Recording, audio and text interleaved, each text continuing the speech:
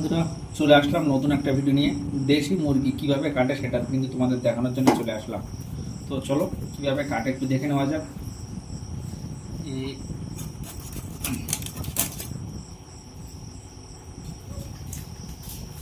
দেখো বন্ধুরা, দেখো খালি বাড়ির ডিম পড়া মুরগি কেটে কি ভুল করেছি।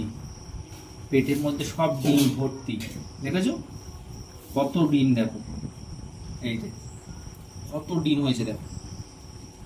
তো চলো আগে দেখা যাক কিভাবে পাও চর্বি হয়েছে। দেখো মুরগিটা দেশি মুরগি, এত সুন্দর চর্বি হবে আমি বুঝতে পারিনি। যাই হোক, খেতে নিশ্চয়ই ভালো লাগবে।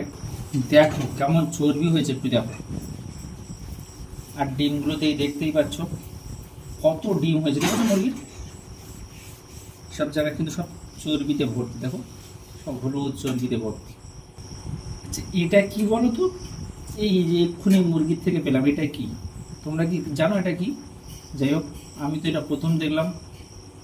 দেখো একদম সলিড পিস, এগুলো কিন্তু পুরো চর্বি, দেখেছো? এই যে এইটা কি বলো তো, এটা কিন্তু মুরগির পিত্ত, এটা কিন্তু নিতে নেই, এটা এই ফেলে দিলাম।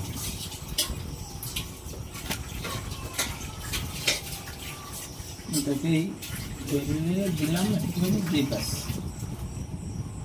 এই যে চর্বি দেখেছো, এই দেখো এই গায়ে শুধু চর্বিগুলো দেখো। আর এটা কিন্তু আমার খুব পছন্দের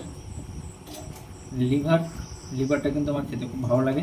একদম ফ্রেশ হয়ে গেল, দেখো পুরো ফ্রেশ। একটা লেগ পিস, এই যে চর্বি দেখো শুধু।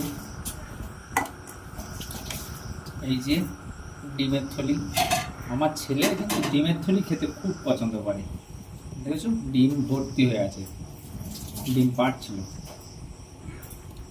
তাহলে এবার পিস করে নেবো, সব ছোটো ছোটো পিস করে নেবো। দেশি মুরগি মানে ছোটো ছোটো পিস করতে হবে, না সেদ্ধ হবে না। সমস্ত মশলা কিন্তু দেওয়া কমপ্লিট, কাঁচা লঙ্কা, পেঁয়াজ কুচানো, আদা রসুন বাটা, জিরের গুঁড়ো, ধনের গুঁড়ো, লঙ্কার গুঁড়ো,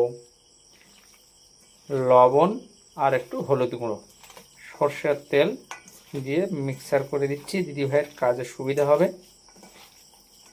যাই বলো তাই বলো, দিদিভাইয়ের হাতে রান্না কিন্তু জবরদস্ত।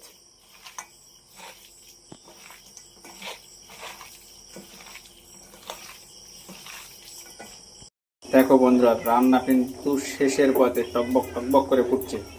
সবাই চলে এসো, একসাথে ডিনার করব।